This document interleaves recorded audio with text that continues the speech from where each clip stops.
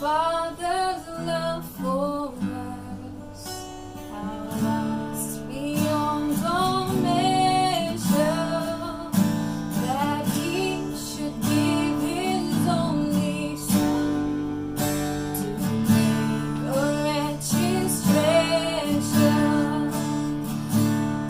How great the pain of searing was, the fall that turns His face away, as wounds which mar the chosen one, bring many sons to glory.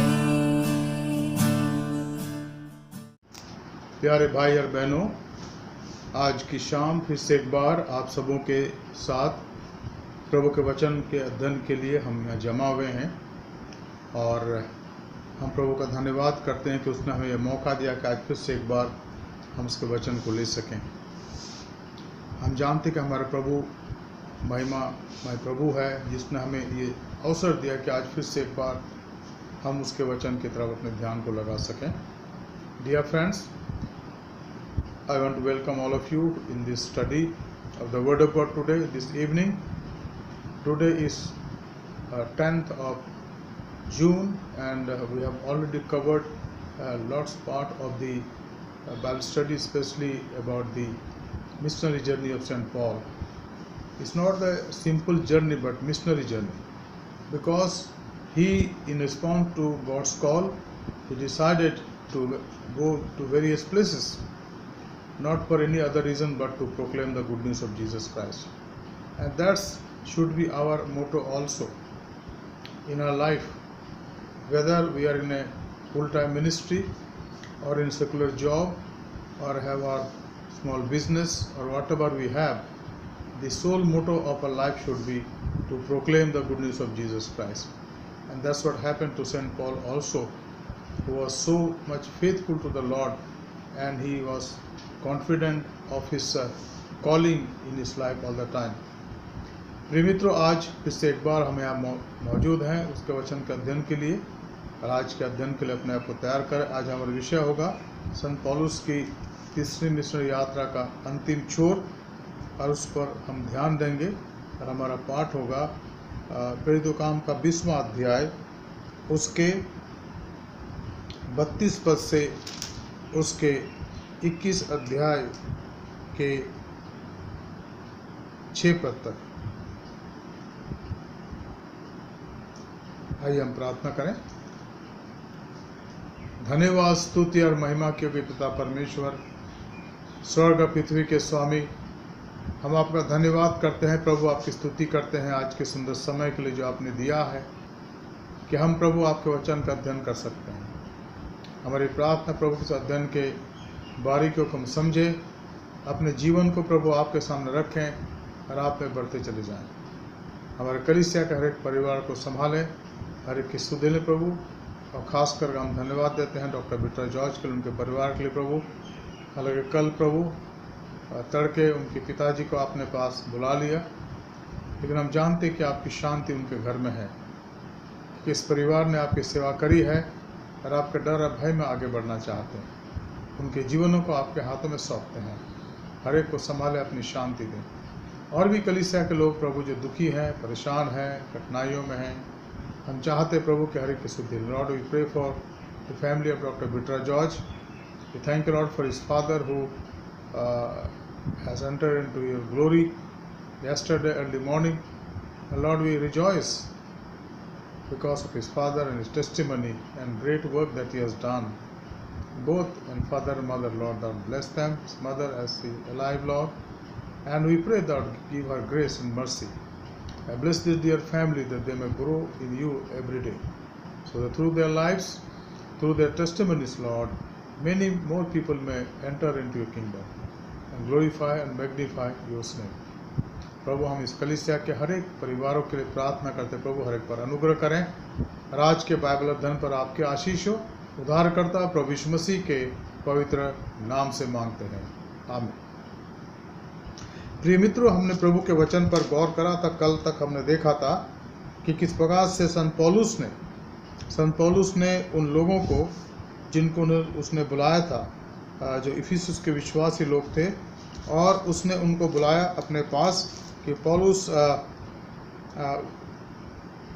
चाहता था कि वे लोग जो प्रभु के सेवा में इफिसुस में हैं उनकी प्रभु रक्षा करें, उनको प्रभु संभाले, और इसलिए उनको उसने बुलाया और उन्होंने हिदायत दी, उनको समझाया। मिलेतुस में उनसे बातचीत करी और बहुत सी बातों को, करीब 8-9 बातें 10 बातों को हमने देखा था जहाँ पौलुस ने इन लोगों को प्रेरित करा, प्रोत्साहित करा। मैं केवल दोहराने के लिए इन बातों को कहना चाहूँगा संक्षेप में 2-3 मिनट में। पहली बात उसने उनसे कही कि मैंने बड़ी दीनता के साथ आंसू बहा कर और उन परीक्षाओं में जो यहूदियों के षड्यंत्र कारण मुझ पर आ पड़े, मैंने प्रभु की सेवा करी। और वो दिखाना चाहता था कि तुम भी ऐसा ही करो।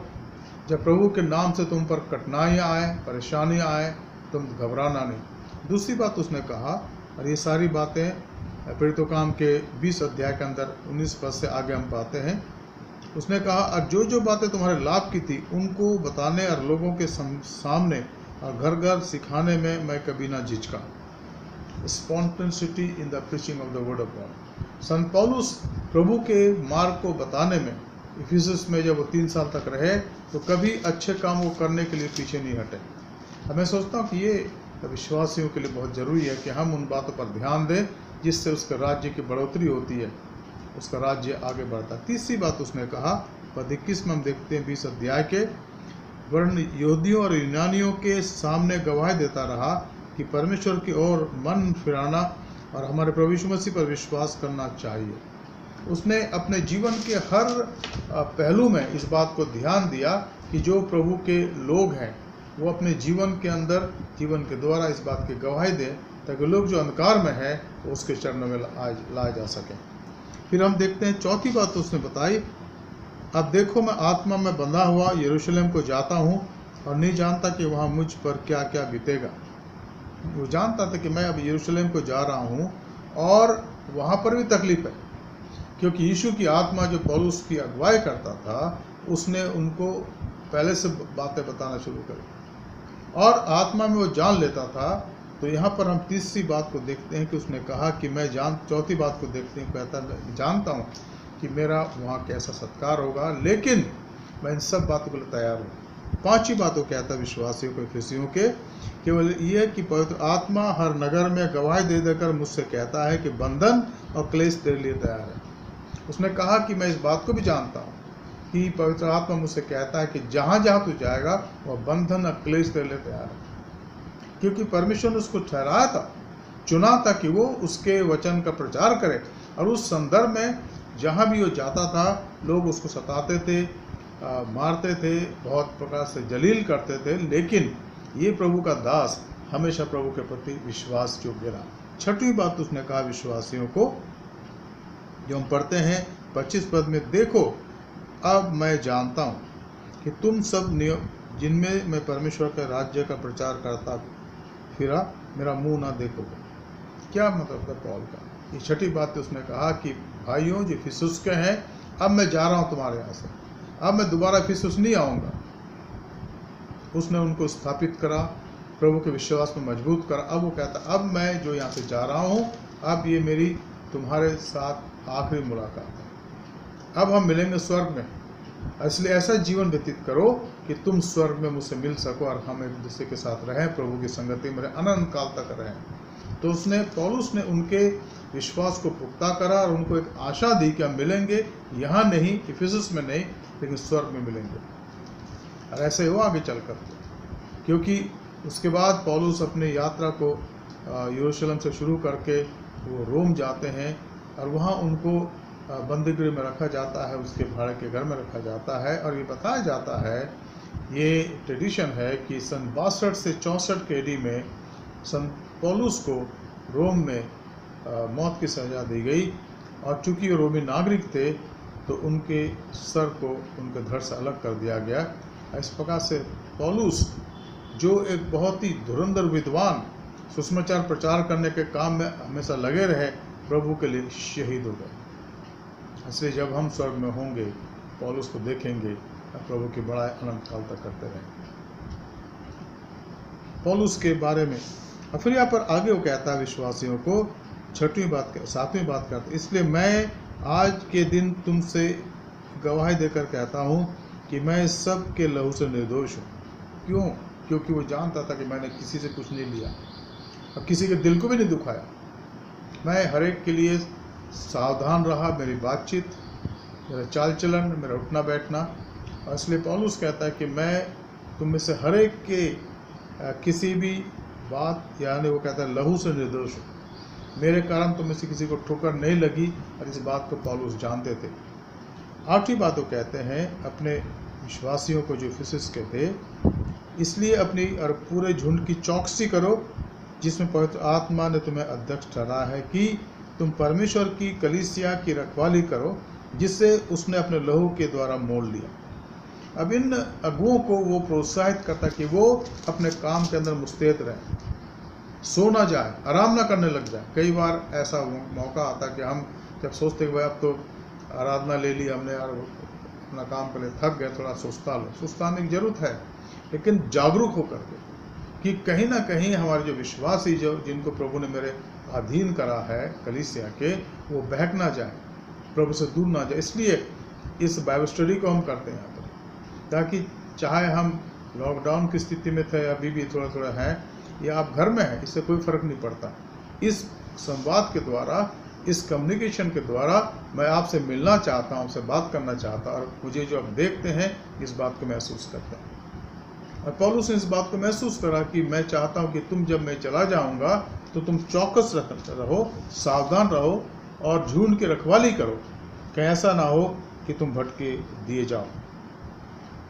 आगे वो 2 बात और कहता है, 29 पद में लिखा है, मैं जानता हूँ कि मेरे जाने के बाद फाड़ने वाले भेड़िए तुम में आ जाएंगे जो झुंड को ना छोड़ेंगे। पौलुस इस बात को जानता था कि जब मैं यहाँ से चला जाऊँगा इफिसस से और इन तमाम जगहों से मिशनरी जर्नी मेरी समाप्त हो जाएगी, तो लोग आएंगे जो लोगों को बरगलाएंगे, लोगों को बहकाएंगे।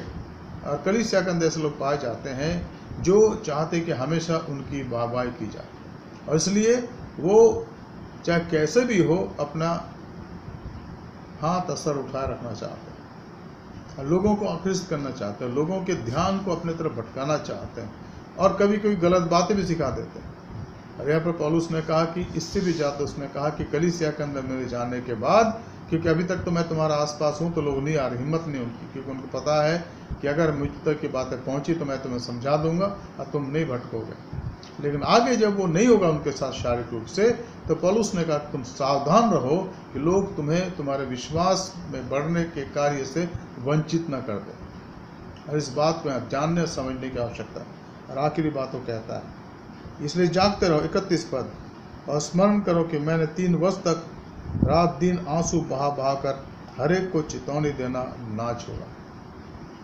मैं सोचता हूँ कि एक व्यक्तिगत यहाँ पर संबंध है इफिसियों के विश्वासियों के साथ पौलुस का। उसने कहा कि मैंने तुम सब के लिए मैं दिन रात आंसू बहा बहा कर, क्या मतलब है इसका? तुम्हारे लिए जो मैं करता था उसमें मेरा बोझ था। मैं इसलिए नहीं करता हूँ कि मुझे भेजा तो गया, ठीक है, लेकिन मैंने पर्सनली इस बात को लिया, व्यक्तिगत रूप से लिया, और मैंने तुम्हें आगे बढ़ाया। और मित्रों, मैं सोचता हूँ कि एक पासवान का, एक प्रचारक का, एक मिशनरी का, या जो प्रभु के सेवक, उनके अंदर ये बात होनी चाहिए। हम सबके लिए आते हैं, लेकिन एक एक के लिए आते हैं, एक एक व्यक्ति के लिए हमारे अंदर बोझ और दर्द की आवश्यकता। और पौलुस के अंदर ये पाया गया, और पौलुस ने इस बात को अपने जीवन के अंदर पूरा करा, और लोग इस बात को जानते थे। अब हम आगे देखेंगे आज के पाठ को, जो पाया जाता है प्रेरितों का काम उसका 20वां अध्याय उसके 32 पद में। Now will see for today study which is found in Acts of the apostle chapter 20 verse 32 onwards. पहली बात यहाँ पर 32 पद में, और अब मैं तुम्हें इस परमेश्वर को और उसका अनुग्रह के वचन को सौंप देता हूँ जो तुम्हारी उन्नति कर सकता है और सब पवित्र किए हुए लोगों में साझी करके मिरास दे सकता है। अब यहाँ पर पौलुस उनसे मिरास की बात करता है। हम मिरास के बारे में थोड़ा देखना चाहेंगे, और फिर हम यहाँ पर वापस आएंगे। मैं चाहूँगा आप मेरे साथ निकाल लें मेरे साथ तीतुस की पत्री, जो पौलुस प्रेरित की पत्री तीतुस का नाम है, तीतुस की पत्री उसका 2रा अध्याय दूसरा अध्याय, और हम यहाँ पर पढ़ेंगे 11 से लेकर के उसके 15 पद तक। 11 से 15 जहाँ पर पौलुस हमारे धरोहर की बात करता है। तीतुस दूसरा अध्याय 11 पद से लिखा है, क्योंकि परमेश्वर का वह अनुग्रह जो प्रकट है, जो सब मनुष्य के उद्धार का कारण है, और हमें चेतावनी देता है कि हम अभक्ति और सांसारिक अभिलाषाओं से मन फिराकर इस युग में संयम और धर्म और भक्ति में जीवन व्यतीत करें, और उस धन्य आशा अर्थात अपने महान परमेश्वर और उद्धारकर्ता प्रभु यीशु मसीह की महिमा को प्रकट होने की बात जोते रहें। ये हमारा विलास है। हम सब कुछ कर रहे हैं, लेकिन हम बात जोड़ रहे। Dear friend, now Saint Paul talks about the heritage of that ours what we have, and I am reading from Titus chapter 2 verse 11 onwards.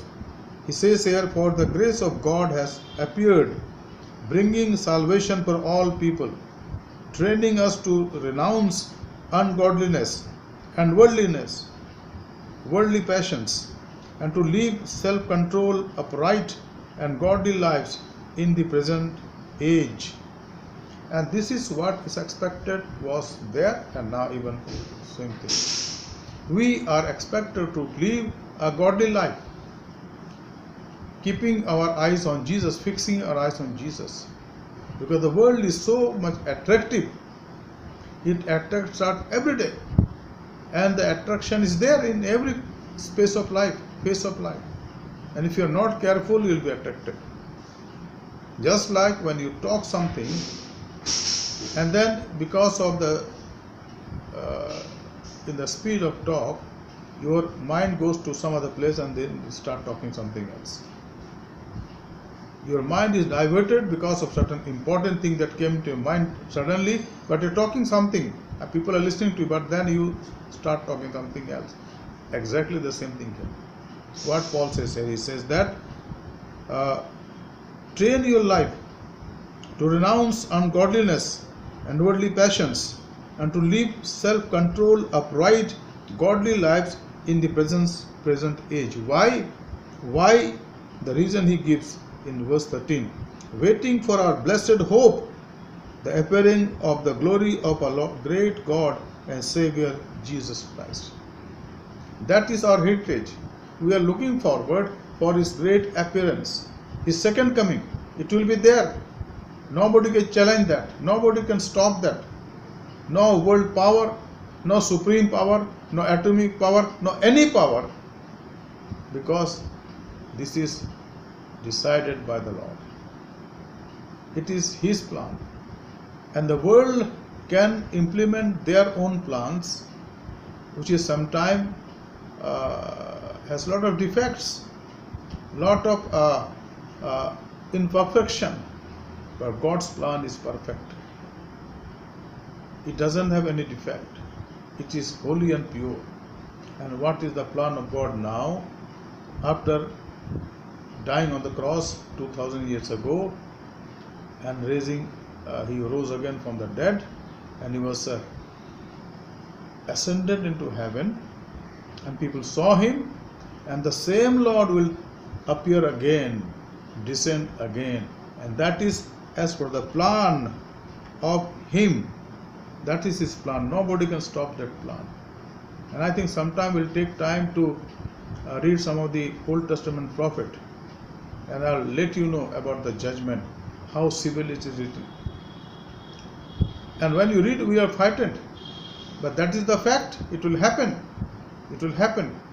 And therefore, what is my hope of glory? Jesus will appear. Jesus will appear in glory, and I'll be taken away into in the sky, and then he'll reign in this world. We read all the thing in the Bible. So that is his plan. That is what St. Paul told to his spiritual son Titus, and through him all of us. और उस धन्य आशा की अर्थात अपने महान परमेश्वर और उद्धारकर्ता यीशु मसीह की महिमा के प्रकट होने के बाट जोते रहे, जिसने अपने आप को हमारे लिए दे दिया और हमें हर प्रकार के अधर्म से छुड़ाकर और शुद्ध करके अपने लिए एक ऐसी जाति बना ले जो भले भले कामों में सरगर्म हो. So this is our present situation also. He has selected us, He has chosen us from the world. For why? Who gave Himself for us to redeem us from all lawlessness and purify for Himself a people for His own passion, who are zealous for good works. And this is today our status should be. We are jealous for the good works. We are trying to help people who are in need, who are in their need. And God is great and merciful and is taking care of us. He has given us His tremendous privilege to serve people in need. And that is what the great motto of our worship is all about. Why do you worship? So that we serve the needy, the destitute, the widows and the orphans, and those who are in real need. And then secondly, we need to keep ourselves aloof from the worldliness. James 1:27. James 1:27 is very, very clear, crystal clear. Let's understand that. So St. Paul was talking about the soon approaching glory and our heritage. Our heritage, my friend, is glorious. Our heritage is not as we have this will of the parents. If they have something, money or property or anything, they'll make the will. If there are many children, if there is one child, there's no problem. Everything is his or her. But when there are many children, or 4 or 5 children, they have to make the will. But that will and that property and anything for whom what they are making will is perishable. It will decay in this world. Once we leave this body, nothing will be helpful for us. But that heritage is the hope of glory. And anyone who believes in Jesus, वो जो हमारे लिए मिरास है, वो जो heritage है, वो अनंतकालीन है, वो कभी समाप्त नहीं होगा. वो महिमा का धन है जो प्रभु हमें देगा अपने प्रकट होने पर. और पौलुस कहता है कि मैं उसकी बाट जो रहा हूँ. असली उसने कहा पहले कुरिन्थियों के 15 अध्याय का 58 पद में कहता है, हे मेरे प्रिय भाइयों, दिल और अटल रहो, क्योंकि प्रभु में तुम्हारा कार्य व्यर्थ नहीं. वो हर चीज का प्रतिफल आपको देगा. आप पाएंगे जो भी आप कार्य कर रहे हैं, उसके नाम से कर रहे हैं, उसका प्रतिफल आपको दिया जाएगा. छोटा कार्य, बड़ा कार्य, इससे कोई फर्क नहीं पड़ता. इसलिए हम अच्छे अच्छे कार्यों के लिए तत्पर रहें, उससे हम दूर ना जाएं. यहाँ लिखा है, और शुद्ध करके अपने लिए एक ऐसी जाति बना ले जो भले भले कामों के लिए सरगर्म हो. पूरे अधिकार के साथ ये बातें कहे और समझा और सिखाता रहा, कोई तुझे तुच्छ ना जानने पाए. उसने तीतुस को कहा, पर तीतुस के द्वारा वो हम सब से कहता है. आज के समय में संत पौलुस ने उस समय इफिसुस के विश्वासियों को कहा यही बात वो कह रहा है अलग प्रकार से. और आज हमसे कहता है अलग प्रकार से. वो कहता है कि हमें एपोस्टल मेथोडिस्ट चर्च के कलीसिया के लोगों को हर भले काम के लिए तत्पर होना है. केवल वो कार्य नहीं जिसमें हम रिपोर्ट बना सकते हैं. मुझे दुख लगता है कि हम केवल उन कामों को करना चाहते हैं कि अच्छा रिपोर्ट हम किसको दिखाएंगे, कहाँ हमारा रिपोर्ट पेश किया जाएगा. रिपोर्ट यहीं दबा रह जाएगा फाइल के अंदर, और शायद उसको कभी कोई खोले ना खोले. कोई रिपोर्ट की उतनी जरूरत नहीं जितना कि हमें लाइवली कार्य करने की आवश्यकता है. जीवनों को परिवर्तित करने के लिए हमें मेहनत करने की आवश्यकता है, क्योंकि वो जीवन प्रभु के राज में खड़े होंगे, चाहे भाई या चाहे बहन हो. और वो हमारी सच्ची मेहनत होगी. कितने लोगों को आपने सुसमाचार सुनाया, कितने लोग प्रभु को जाने आपके द्वारा. ये हमारे जीवन की वास्तविक कार्य है, और हमें उसके लिए तत्पर होने की आवश्यकता, हमें उनके पास जाने की आवश्यकता, उनको सुनाने की आवश्यकता है, उनको बताने की आवश्यकता है कि यीशु मसीह जीवन का देने वाला है, और अगर आप विश्वास करें तो आपको संभालेगा, आपकी मदद करेगा. तो हमारी जो मिरास है वो महिमा का मिरास है, और उसमें हमें दूसरों को शामिल करना है. और यही तो खासियत है. This is the uniqueness of the Bible teaching of the great reward और the heritage or inheritance in Christ. We are called to include others. Of course, it is done by the Holy Spirit, but effort should be ours. My forefathers became Christian, not so that we ourselves only remain Christian, but in that book of Dr. John Hollister, the centenary of Methodist Church in India, it is written that person who was our great grandfather was a genuine Christian and brought many to Christ in the Bengal Regional Conference 100 years ago. It happened. And maybe in your family also, your parents, your grandparents, and your people who lived here 100 years ago, and they have done their work. That is why today we are in Christ. Whether in North India or South India, or wherever you talk about East and West, they have worked hard. And many of them had endured lot of persecution, hardships, and that is why today we have this place to worship. We are always grateful to the Lord for our elders, who some of them have gone before us. They are in heaven now, but some of them are with us now. We need to respect everybody, and we are respecting. Therefore, this heritage, we need to have that passion that we include others also who are in darkness. They need to be in that heritage, and our effort matters a lot. वो जो मिराज प्रभु ने हमें दिया, उसमें हमें दूसरों को सम्मिलित करना है, ताकि हमारी मेहनत, हमारी सेवकाई उनके जीवन के लिए प्रभु को आने का, प्रभु को जानने का एक अवसर बन जाए, एक क्षण बन जाए। यीशु ने इसलिए तो कहा कि तुम जाओ, जब पवित्र आत्मा तुम पर आएगा तब तुम सामर्थ पाओगे, और तुम मेरे गवाह होगे यरूशलेम में, यहूदिया में, सामरिया में, और पृथ्वी के छोर तक। तो परमेश्वर हम पर अनुग्रह करे। वापस हम अपने विषय में आते हैं, तो हम देखते हैं, यहाँ पर हमने देख लिया पहली बात को जो 32 पद में था। और अब मैं तुम्हें परमेश्वर को और उसके अनुग्रह के वचन को सौंप देता हूँ, जो तुम्हारी उन्नति कर सकता है और सब पवित्र किए हुए लोगों के में साझी करके मिरास दे सकता है। अब दूसरी बात यहाँ पर देखेंगे, मैंने किसी के चांदी, सोने या कपड़े का लालच नहीं किया। तुम आप ही जानते हो कि इन्हीं हाथों ने मेरी और मेरे साथियों की आवश्यकताएं पूर्ति की।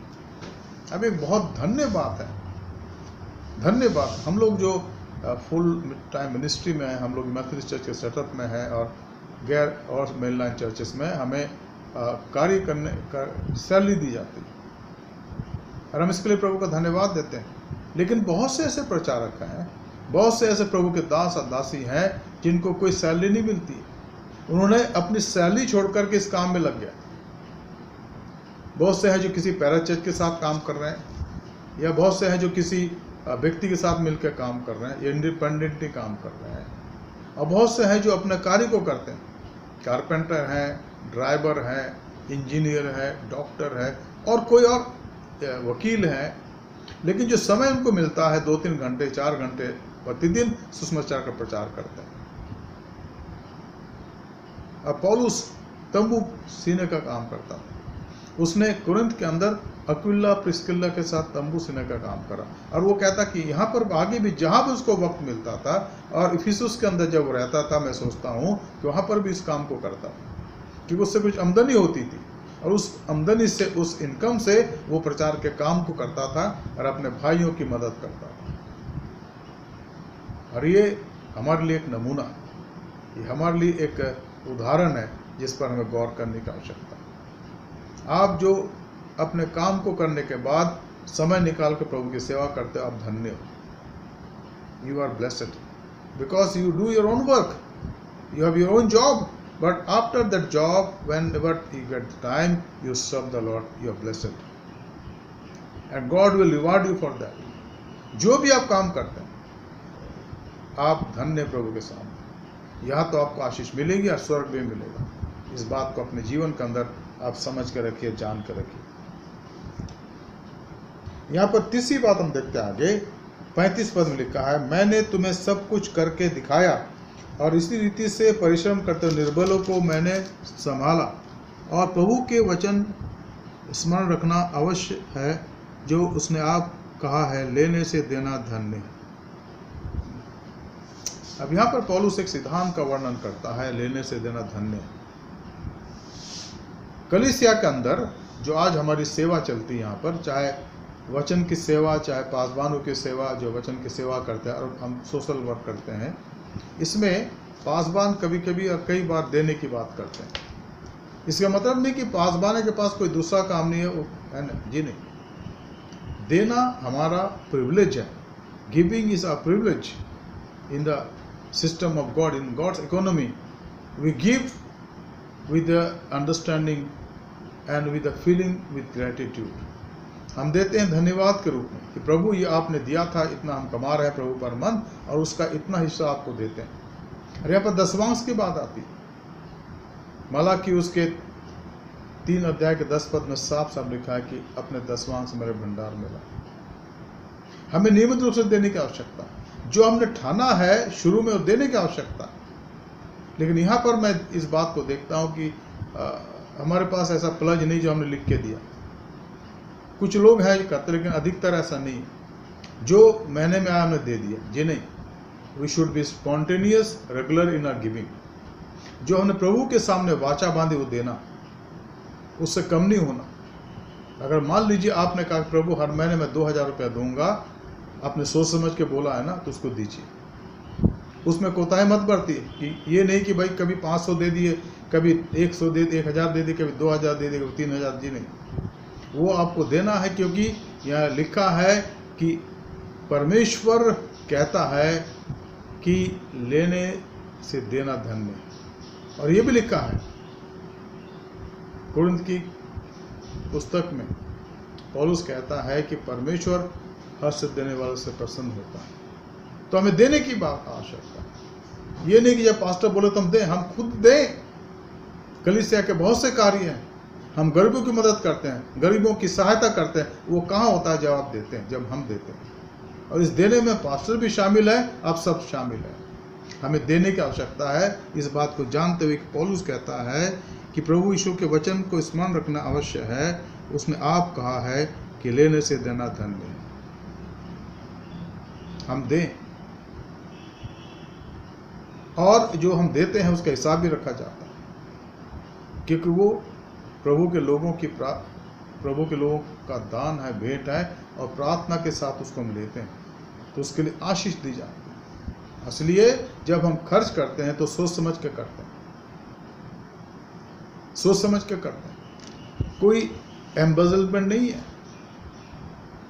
मिस अप्रोप्रिएशन नहीं है।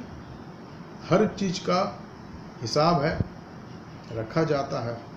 इन मेरे जीवन के 34-35 साल की सेवा के अंदर, जहाँ भी मैं पास्टर रहा हूँ, ये मेरा 11वां चर्च है मेरे लिए। मैंने हमेशा ध्यान रखा है कि जो प्रभु के लोग देते हैं उसका सही हिसाब रखा जाए। और अगर लोग नहीं रख पाते हैं तो वो प्रभु को उसका हिसाब देंगे। इसलिए हमें उतावले होने की आवश्यकता नहीं, हमें जजमेंटल होने की आवश्यकता नहीं, क्योंकि हम इंसान को नहीं, चर्च को नहीं, प्रभु को देते हैं। जब प्रभु को देते हैं तो वो सर्वज्ञानी प्रभु हर बात का हिसाब रखता है, हर बात का हिसाब रखता है। अगर हमने ठान कर नहीं दिया तो उसका परिणाम आप देख लेंगे। चिंताएं हैं, कठिनाइयां हैं, कितने काम रुक जाते हैं, एवं हर प्रकार से खर्चे होते रहते हैं, हमें पता नहीं लगता, लेकिन हम प्रभु को देखे देखें। और मैं आपको इस बात को साफ साफ कहना चाहता हूँ, when I give to the Lord as I have made the covenant, my lifestyle will be blessing all the time. I lack nothing. मेरे परिवार में, मेरे जीवन में, मेरे अंदर कोई बात की घटी नहीं हुई, क्योंकि मैंने प्रभु को दिया, उसका हिस्सा दिया है। और यहाँ पर पौलुस यही तो कहता है, पौलुस कहता है कि तुम इस बात को जानो, मैंने तुम्हें सब कुछ करके दिखाया, इस रीति से परिश्रम करते हुए निर्बलों को मैंने संभाला। और प्रभु के वचन को स्मरण रखने की आवश्यकता है, जहाँ वो कहते हैं कि लेने से देना धन्य है।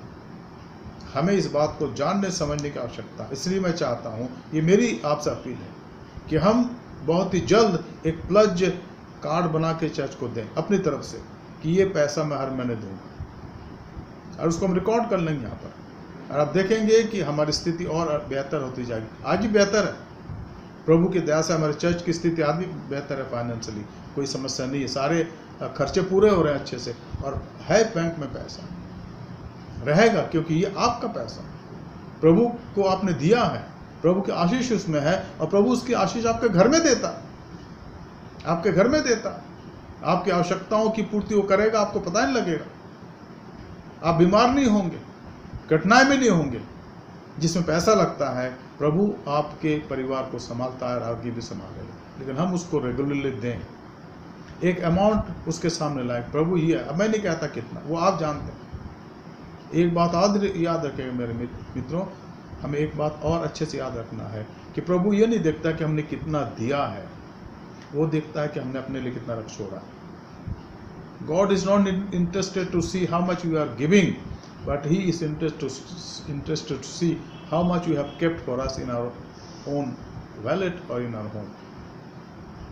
हम उसको देख के देखें, सारे दसवांग से मेरे भंडार में लाओ, और कहते इस प्रकार से मुझे परखो कि मैं आकाश के झरोखर खोल करके तुम पर आशीष की अपरंपार वर्षा करता हूं। नहीं करता, कोई घटी नहीं होगी, कोई घटी नहीं होगी। प्रभु की सेवा के अंदर इतने सालों में हमने देखा, अपने परिवारों में देखा कि जिन्होंने प्रभु को दिया रेगुलरली, प्रभु ने उनके घर में कभी कोई घटी और कमी नहीं आने दी, कभी नहीं आने दी। हमें देने की आवश्यकता है, क्योंकि वचन कहता है देना लेने से धन्य है।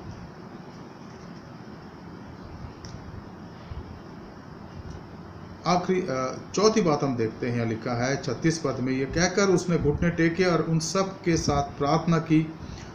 तब वे सब बहुत रोए और पौलुस के गले लिपट कर उसे चूमने लगे। विशेष करके इस बात से शोकित थे कि उसने उनसे कहा था कि तुम मेरा मुंह फिर ना देखोगे। तब उन्होंने उसे जहाज तक पहुंचाया। अब यहाँ पर पौलुस की विदाई होती है। अब वो यरूशलेम की तरफ यात्रा की शुरुआत करते हैं, और पौलुस के साथ लोगों का अटैचमेंट देखिए, उसका प्यार, उसके बोलने का तरीका, लोगों से मिलने का तरीका बहुत फर्क था। मित्रों, ये बात सही है कि लोग आपके धन दौलत से बढ़कर आपके शब्दों से प्यार करते हैं। हम लोगों से कैसे बात करते हैं, हमारी बातचीत कैसी लोगों के साथ, क्या हम प्यार से बात करते हैं या अनदेखे रूप से बात करते हैं, रूखे मन से बात करते हैं। लोग समझ जाते हैं। When you talk with people, you should be polite, and I know that many of us do that, but some of us don't do that. We think that we are always judgmental, and our words it exhibit the attitude we have for others, the respect we have for others. कई बार हम दूसरों को सलाम तक नहीं करते हैं, उनका सम्मान नहीं करते हैं। उससे क्या प्रोजेक्ट होता है कि हमारे संस्कार गलत हैं, हमने सीखा ही नहीं है किसी को सलाम करने की। खासकर जो बड़े हैं, जो पुरोहित हैं, या जो परमेश्वर के द्वारा ठहराया गया है, उससे किसी की इज्जत नहीं करती है। हमें सलाम करने की आवश्यकता है, हमें उनका आदर करने की आवश्यकता है, क्योंकि जब हम आदर देते तो आदर पाते हैं। हमें अपने जीवन में इन बातों पर गौर करने की आवश्यकता है। पौलुस के जीवन के अंदर कलीसिया के लोगों ने, इफिसस के लोगों ने इन बातों को देखा, और तब जब पौलुस की बात उनको याद आई कि उसने अभी थोड़ी देर पहले कहा था कि अब तुम मेरा मुंह कभी नहीं देखोगे, ये रोने लगे। वो सोच रहे थे कि ये व्यक्ति जो हमारे बीच 3 साल तक रहे, अब ये चले जाएंगे, हम उनको नहीं देखेंगे। कई बार मित्रों हमारे साथ भी ऐसा ही हुआ कलीसियाओं के अंदर। कई कलीसियाओं से जब हमारी विदाई होती है या हमारा फेयरवेल होता है, तो कई लोग रोते हैं। मुझे 2-3 कलीसिया को अभी तक याद है, मैं नाम नहीं लूँगा। एक दिन तो यहाँ तक कहता कि पास्टर, जो बातें आपके लिए आपके अगुवे ने कहा, अगर ये हमें पता होता तो हम आपके यहाँ से जाने नहीं देते। मैंने कहा नहीं, ऐसा नहीं है। कितने मिलते हैं कि आप दोबारा आइए। खैर, ये अलग बात है, इन बातों की चर्चा मैं सोचता हूँ ठीक है, लेकिन हम सब जानते हैं। कहने का मतलब है कि हमारी जो बातचीत है लोगों के साथ, हमारा जो चाल चलन है, हमारा जो उठना बैठना है, हमारा जो व्यवहार है, वो अनुकरणीय होना चाहिए, अनुकरणीय होना चाहिए। Let people see our attitude of positiveness, of politeness with grace, and they may remember us always. और याद रखिए मित्रों, अगर आपकी बातचीत लोगों के साथ सही है, तो हर वक्त आप जब जाएंगे उनके पास, जब भी जाएंगे, वो आपका हाथों हाथ लेंगे। वो खुश होंगे कि ये व्यक्ति हमारे घर आ रहे हैं और इनसे हमें आशीष मिलती है। अब पौलुस के लिए भी उन्होंने सोचा होगा इफिसस के लोगों ने कि काश एक थोड़े दिन और यहाँ रुक जाते, हमें आशीष मिलती। इसलिए लिखा है कि वो रोने लगे और इस बात को याद करके कि तुम आप लोग मेरे मुंह को फिर ना देखोगे। लेकिन चूंकि पौलुस को जाना था, लिखा है कि वो सब के सब उनको जहाज तक छोड़ने गए, उनको बैठाया जहाज में। 5वीं बात 21 पद, जब हमने उनसे अलग होकर जहाज खोला तो सीधे मार्स से कोस में आए और दूसरे दिन रुदुस में और वहां से पतरा में। वहां एक जहाज फिनिके को जाता हुआ मिला और हमने उस पर चढ़कर उसे खोल दिया। जब साइप्रस दिखाई दिया तो हमने उसे बाएं हाथ छोड़कर सीरिया को चलकर सूर में उतरे, क्योंकि वहां जहाज का माल उतरना था। तो यहाँ पर जर्नी का वर्णन है, ये कहाँ से कहाँ तक है। यहाँ लिखा है कि जहाज खोलकर वे सीधे रुदुस में आए, कोस में आए, फिर रुदुस में आए, वहाँ से पतरा में, और फिर जहाज खोलकर फिनिके को जाता हुआ जहाज उनको मिला, उस पर चढ़ गए और वो साइप्रस को देखा उन्होंने बगल में, और उनको छोड़ता हुआ सीरिया को चल करके सूर में उतरे, सूर और सैदा, सूर में उतरे। उसके बाद वहाँ कुछ दिन तक रहे। यहाँ पर उनके यात्रा का वर्णन क्या दिखाता है कि पौलुस जिस काम के लिए गया था उसको पूरा करके और बाकी तमाम जगहों में पूरा करके अब वो वापस यरूशलेम जा रहा है, जहाँ संत लोग थे, शिष्य लोग थे, कुछ लोग वहाँ थे, कुछ तो चले गए थे प्रचार करने के लिए। जैसे मैंने आपको कल कहा कि कुछ समय पहले मैंने किताब का अनुवाद करा था कि यीशु के शिष्यों का क्या हुआ, और इन 12 चेलों का, जिसमें पौलुस भी है, शामिल है ना, और केवल यूहन्ना को छोड़ करके सब ने शहादत दी है। Everybody have given their life for the sake of Christ. Everybody have given their life for the sake of Christ. सब ने यीशु मसीह के लिए अपने आप को दिया है, कुर्बान हो गए। और वही एटीट्यूड मेरे अंदर, आपके अंदर होना चाहिए कि प्रभु, अगर आपके सुसमाचार का प्रचार करते हुए मेरा प्राण निकल जाए तो मैं अपने को धन्य समझूंगा। अरे होने की आवश्यकता, अगर प्रभु की इच्छा है।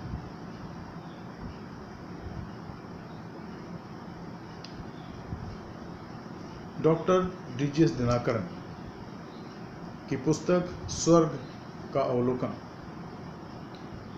कई बार वो ट्रांस में स्वर्ग में गए, और एक बार जब वो स्वर्ग में गए तो उन्होंने उस स्थान में जो शहीदों के लिए था, उन्होंने एक भाई को देखा जिसको वो जानते थे, और उनका नाम था ग्लैडी ईश्वर राज।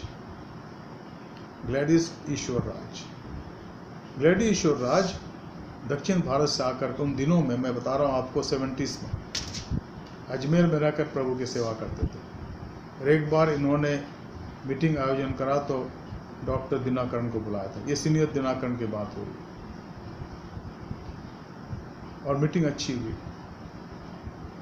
और ये ग्लैडी भाई प्रभु की सेवा करते थे। हम एब्राहिम कुचर में रहा करते थे, जयदुर्ग में। और एक बार हमें उनको सुनने का मौका मिला। बहुत अच्छे गाते थे, एकोर्डियन बजाते थे वो, और वचन का प्रचार करते थे। और थोड़े समय के बाद वो बीमार हो गए और उनकी मृत्यु हो गई, करीब 40-42 साल की उम्र में। तो जब दिनाकरन साहब ने उनके आत्मा को, उनको शहीदों की जगह में देखा, तो उन्होंने पूछा यीशु मसीह से कि हे प्रभु, ये तो शहीद नहीं हुए थे, ये तो प्रचार करते करते बीमार पड़ गए, फिर इनकी मौत हो गई, यहाँ पर आए हैं, तो आपने इनको ये जगह क्यों दे दी? तो प्रभु का जवाब था, मेरे बेटे दिनाकरन, जब दक्षिण भारत से अजमेर आए, उत्तर भारत आए, तो इनके मन में एक इच्छा थी कि मैं उत्तर भारत में प्रभु के लिए शहीद हो जाऊँ। इसलिए जो उनकी मनो इच्छा थी हमने पूरी करी। उनको हमने ये जगह यहाँ पर दी है जहाँ वो अनंत काल के लिए आराधना कर रहे हैं। तो हमें भी तैयार होने की आवश्यकता है कि अगर सुसमाचार के प्रचार के इस कार्य के अंदर अगर हम प्रभु के लिए शहीद होने का अवसर हमें मिलता है तो हम आनंद के साथ ऐसा होने दें। उससे बढ़कर आदर प्रभु के राज्य में किसी का नहीं कि प्रभु के लिए कोई अपने प्राण को दे दे।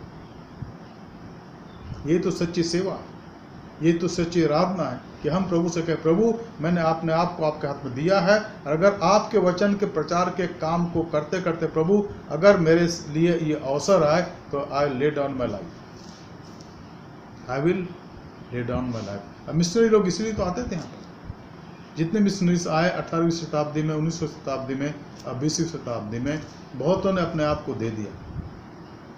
आप इतिहास पढ़ के देख लीजिए, कई मारे गए, कईयों की जान चली गई, लेकिन उन्होंने प्रभु को नहीं छोड़ा। और मेरा विश्वास है कि वो उस शहीदों की जगह पर मौजूद है स्वर्ग में, चाहे एक दिन हम उनको देख सकेंगे।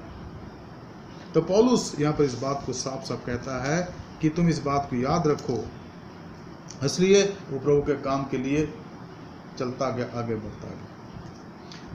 छठवीं बात हम देखते हैं यहाँ पर 21 अध्याय के 4 पद में, चेलों को पाकर हम वहाँ 7 दिन तक रहे। उन्होंने आत्मा के सिखाए हुए पौलुस से कहा कि यरूशलेम में पाँव ना रखना। अब यहाँ पर सूर में जब उतरे तो वहाँ पर वो 7 दिन तक रहे और वहाँ उन्होंने वचन की सेवकाई करी। और वहाँ पर लोगों ने कहा, अनिश्चित रूप से लोगों को पवित्र आत्मा ने बोला था कि यरूशलेम में इसके लिए अब और ज़्यादा तकलीफ बाट जो रही है, और उन्होंने उससे कहा कि यरूशलेम में पाँव ना रखना। पौलुस उनकी सुनना नहीं चाहते थे, वो जानते थे कि मुझे जाना है। यह लिखा है 5 पद में, जब वे दिन पूरे हो गए तो हम वहाँ से चल दिए। सब ने स्त्रियों और बालकों समेत हमें नगर के बाहर तक पहुँचाया, और हमने किनारे पर घुटने टेकर प्रार्थना की, और एक दूसरे से विदा होकर हम तो जहाज पर चढ़ गए और अपने अपने घर वो लौट गए। पौलुस 7 दिन का समय जो माल उतारने का था वो पूरा हो गया, सारा काम पूरा हो गया, तो उन्होंने कहा चलो हम चलते हैं। तो वहाँ से वो यात्रा को पूरा करने के लिए वापस सूर में बैठे जहाज पर, और जो विश्वासी लोग थे इफिसस के और बाकी लोग थे तो अपने अपने स्थान को चले गए। पौलुस के साथ उनका अटैचमेंट, उनका संबंध बहुत गहरा संबंध था, और उस बात को जानते थे कि इस व्यक्ति ने हमें न केवल विश्वास में लाने के लिए हमारी मदद करी है, लेकिन इसने हमें बढ़ाया विश्वास में, और इसलिए हमेशा वो पौलुस के कृतज्ञ रहे, बने रहे। 7 पद में लिखा है, तब हम सूर से जल यात्रा पूरी करके पतुलिमयिस में पहुँचे। आप भाइयों को नमस्कार करके उनके साथ एक दिन रहे। दूसरे दिन हम वहाँ से चल करके कैसरिया में आए, और फिलिपुस प्रचारक के घर में जो 7 में से एक था जाकर उनके यहाँ रहे। अब ये कैसरिया पहुँच गए, यरूशलेम के पास पहुँच गए। कैसरिया एक बंदरगाह था जहाँ पहुँच गए। अब पौलुस की तीसरी मिशनरी यात्रा समाप्त हो गई। एक धन्यवाद का विषय कि तमाम कठिनाइयों के बावजूद, परेशानियों के बावजूद, जिसको पौलुस और उसके टीम के लोग सहते रहे, अब वो कुशल पूर्वक यहाँ पहुँच गए कैसरिया। अब यहाँ से यरूशलेम जा सकते थे। और वहाँ लिखा है कि वो फिलिप्पी के घर में गए, फिलिप के घर में गए, जो 7 में से एक था। आप याद है कि 7 डिकन चुने गए थे, 7 डिकन चुने गए थे, जिसमें स्तिफनुस था जो शहीद हो गया, और फिलिपुस उनमें से एक था, और वो वहीं रहता था कैसरिया में। और वहाँ जाकर उनके घर में रहे और वहाँ कुछ समय तक प्रचार करते रहे, लोग आते रहे वहाँ प्रचार। इस प्रकार से संत पौलुस की दूसरी मिशनरी यात्रा समाप्त हो गई। अब वो कैसरिया में है। अब हम यहीं रुक जाएंगे। मेरी आशा है कि इससे हमने आशीष पाई है। Friends, we'll stop today here only, and I hope that you have been blessed. Let's pray. स्वर्गीय पिता, आपका धन्यवाद करते हैं आज के वचन के लिए प्रभु, जो हमने देखा, सुना, पढ़ा प्रभु। और हम चाहते कि इस वचन के गहराई को जाने और आप में बढ़ते चले जाएं। हमारा जीवन, हमारी सेवकाई प्रभु लोगों को पसंद आए, लोग आशीष पाए प्रभु, यही हमारी प्रार्थना है। जो कुछ हमने सीखा इसके लिए आपका धन्यवाद करते हैं। प्रार्थना करते प्रभु कि आपका हाथ, आपका आशीष हम पर बनी रहे। बाइबल स्टडी पर आपका आशीष हो, जो वचन का बीज बोया गया प्रभु व्यर्थ न जाए, पर हमारे हृदय रूपी खेत के अंदर प्रभु अंकुरित हो जाए, इसमें फल लगे प्रभु 100 गुना 60 गुना और 30 गुना। कलीसिया को आशीष दें, हर एक सुनने वालों को आशीष दें। हमारे उद्धारकर्ता प्रभु यीशु मसीह के पवित्र नाम से मांगते हैं, आमीन। Dear friends, we have some announcement. I like to make this announcement. As you know that we are having our VBS, but it's very sad that yesterday father of Dr. Bitra George entered into glory.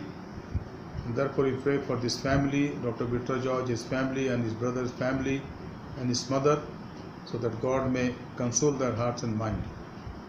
हम इनके लिए निरंतर प्रार्थना करते रहें, प्रभु इनकी सहायता और मदद करें। इन दिनों में हमारे कलीसिया के अंदर VBS का आयोजन हो रहा है, जिसकी तारीख हम जानते हैं। 8 तारीख से आज 10 तारीख है, 8 और 9 को होगी, आज 10 तारीख आज भी अच्छे से हुई।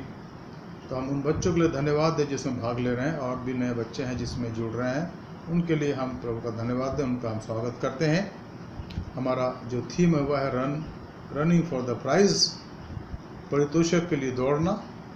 और जो वचन है वह है 1 कुरिन्थी 9 अध्याय 24-25।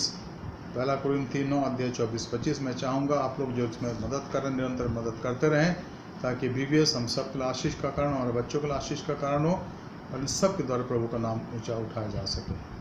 तो आप सबों को प्रभु आशीष दे और आपकी सहायता करें। हम प्रार्थना करें हमारे देश के लिए, हमारे देश के अगुओं के लिए, हमारे राष्ट्रपति, हमारे प्रधानमंत्री, हमारे राज्यपालगण, हमारे मुख्यमंत्रीगण, हमारे MPs, हमारे MLAs, और उन तमाम लोगों पर प्रार्थना करें जो कार्य करते हैं, मेहनत करते हैं, कि उनकी ईमानदारी, उनका कार्य इस देश की उन्नति का कारण। कमियां घटियां हैं उनको प्रभु दूर करें। हम प्रार्थना करें हमारे कलीसिया के अगुओं के लिए, हमारे आदरणीय बिशप सुबोसी मंडल, मैडम सुदीप्ता मंडल, तमाम DSS, तमाम पासबान, तमाम लेटी, WCS की बहनें, हमारे MYF के जवान, हमारे संडे स्कूल के बच्चे, हर एक के लिए प्रार्थना करें। मित्रों, कल एक पत्र बिशप साहब के द्वारा आया, जो मैंने आपको बताया, भेजा भी है। इस समय चर्च हमारा नहीं खुलेगा बिशप साहब के अगले आदेश तक, तो चर्च में हमारी कोई आराधना नहीं होगी। अगर आप कुछ इसके बारे में जानना चाहते हैं, मुझे ज़रूर फ़ोन कीजिएगा, लेकिन till today and up to some time we are not opening the church for the corporate worship. तो हम सामूहिक आराधना के लिए चर्च नहीं खोल रहे हैं, जिसके कुछ कारण हैं, बिशप साहब ने उनको लिखा है, हम सब जानते हैं। तो हम अपने देश के नियमों का और हमारे बिशप साहब के डायरेक्टिव का सम्मान करते हैं। तो मैं आपको यही कहना चाहता हूं कि कुछ समय तक चर्च नहीं खुलेगा, हम अपने घरों में आराधना करते रहें, इस लिंक के द्वारा, YouTube के द्वारा या Facebook के द्वारा। हम प्रार्थना करें हमारे एपोस्टल मेथोडिस्ट चर्च के हर एक परिवारों के लिए, हर एक माँ बाप के लिए, हर एक बच्चों के लिए, हर एक जवानों के लिए, हर एक बुजुर्गों के लिए, कि प्रभु उनकी सहायता करें। जैसे डायरेक्टिव दिया गया है कि हम कोशिश करें कि 10 साल तक के बच्चे घर में रहें, और बुजुर्ग जो 65 उससे ऊपर है वो भी घर में रहें, ज़्यादा बाहर ना जाएं, अपने आप को कंट्रोल करें, अपने आप को रोकें, घर में रहें, और बच्चों को रहें, घर में रोकें। घर में भी जो करते हैं, ड्राइंग करते हैं, एक्टिविटी ठीक है, लेकिन बाहर ना जाए, क्योंकि अभी हम ये ना सोचें कि बाहर सब कुछ ठीक हो गया है। इसलिए हम अपने आप को संभालें, और जो परहेजगारी उसको मानते रहें, उस पर चलते रहें, ताकि जब सब कुछ नॉर्मल हो जाए तो फिर हम बाहर घूम सकें, बाहर जा सकें। एक और ख़ास बात जो मैं कहना चाहता हूँ कि हमारा जो चर्च का ऑफिस अब खुल गया है। हमारे अकाउंटेंट यहाँ पर रोज़ बैठते हैं, सुबह 10:30 से शाम को 5:30 बजे तक। तो अगर आप चर्च फंड देना चाहते हैं, या डोनेशन देना चाहते हैं, या टाइट देना चाहते हैं, तो मेहरबानी से आइए और रसीद कटाइए और अपने डोनेशन को उनको दीजिए, ताकि आपको रसीद मिल सके। Dear friends, our church office has already been opened now. The regular work is going on. So if you want to give your tithe or your church fund or your donation or the offering of the Sundays that you have kept in your home, bring it here and give it to the cashier, and he will give you the receipt. But definitely when everything is normal and we open the church worship for the corporate worship, we'll definitely offer our life and all the offerings. Because offering that we are giving to the Lord, God knows. Whether you have given, deposited or not, God knows. And therefore we'll make a special prayer for that, and then we'll offer ourselves with our offering, and may God's name be glorified. आइए हम प्रार्थना करें। स्वर्ग पृथ्वी के स्वामी, हम धन्यवाद देते हैं आज के लिए प्रभु जो आपने दिया, जो वचन आज हमने सुना प्रभु, उसकी गहराई को जाने, यह हमारी प्रार्थना है प्रभु, ताकि हम आप में बढ़ सकें। हमारे कलीसिया के एक एक जन के लिए प्रार्थना करते हैं प्रभु, एक एक माँ बाप के लिए प्रार्थना करते हैं, एक एक बुजुर्ग के लिए प्रार्थना करते हैं, एक एक जवान के लिए प्रार्थना करते हैं प्रभु, एक बच्चे के लिए प्रार्थना करते हैं प्रभु, एक एक बच्चों को आपके सामने लाते हैं। Lord, we thank you and praise you for this time. We pray for our church, Apostle Methodist Church, each family, each parent. We pray, Lord, for our elder one, our senior members in our family, in our church. We pray for each youth, MYF members, WCS member, Sunday school children. We pray, Lord, let your grace be upon all of us. As we spend these days, Lord, help us to spend these days for your glory. Lord, we thank you and praise you that heard our prayer. We pray for our country, our leaders, that be with them, Lord. We pray for our church, our bishop and his family, and all the district superintendents, all the DS, all the pastors, and all the church members. We especially pray for the executive board members of Delhi Regional Conference, Agra Regional Conference, and whole of MCI. Lord, bless us and guide us and lead us. We thank you, Lord, that you heard our prayer. We thank you, Lord, that you are with us. We thank you, Lord, for today's Bible study. Lord, create in us the hunger for the word, so that every evening we may partake and we may participate in this Bible study and learn for our spiritual life and grow in your faith day by day. In Jesus' precious name I pray. Amen. आए हमारे बाप, तू जो आसमान पर है, तेरा नाम पाक माना जाए, तेरी बादशाहत आवे, तेरी मर्जी जैसे आसमान में पूरी होती है ज़मीन पर भी हो। हमारे रोज़ की रोटी आज हम बख्श दे, और जिस प्रकार से हम अपने कसूरवारों को माफ़ करते हैं, तो भी हमारे कसूर को माफ़ कर।